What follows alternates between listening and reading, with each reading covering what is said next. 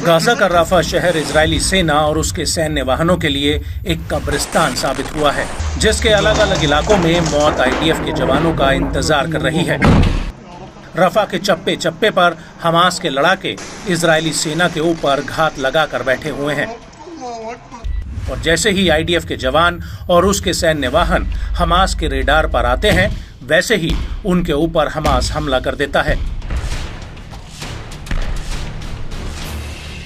और इन हमलों को देखकर ऐसा लगता है कि आईडीएफ के लिए राफा को जीत पाना नामुमकिन सा हो गया है, क्योंकि पहले तो आईडीएफ कह रही थी कि राफा में हमास की कम से कम 4 बटालियनों ने पनाह ले रखी है, लेकिन जब आईडीएफ राफा में घुसी तो उसके अनुमान से कहीं गुना ज्यादा हमास के लड़ाके राफा में डेरा जमा कर बैठे हुए हैं।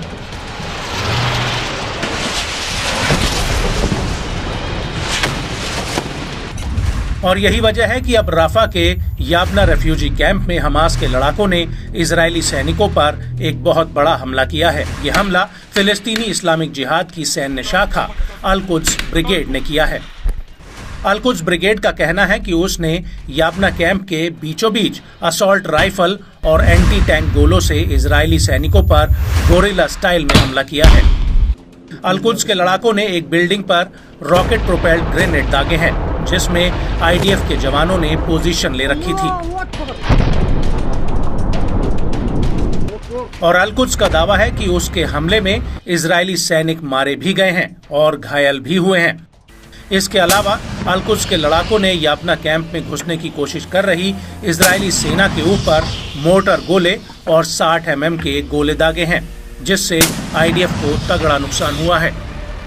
और जब ये हमला हुआ तो वहां पर आईडीएफ के रेस्क्यू हेलीकॉप्टर को भी देखा गया, जो घायल और मृत जवानों को लेने आया था।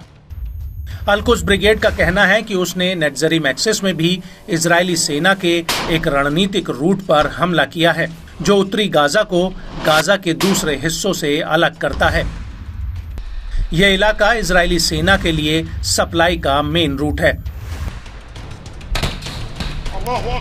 वहीं दूसरी तरफ जब अल-कासिम के लड़ाके दक्षिण पश्चिम गाजा के तल अल हवा में लौट रहे थे, तो इसी दौरान उनकी भिड़ंत इजरायली सेना के बख्तरबंद वाहन और पैदल सेना के साथ हो गई। तब अल-कासिम के लड़ाकों ने इजरायली सेना के 2 मेरकावा टैंकों में 2 बम को लगा दिया, जो पहले फटे नहीं थे, और इस बम के धमाके की चपेट में आईडीएफ के कई पैदल सैनिक आ गए थे।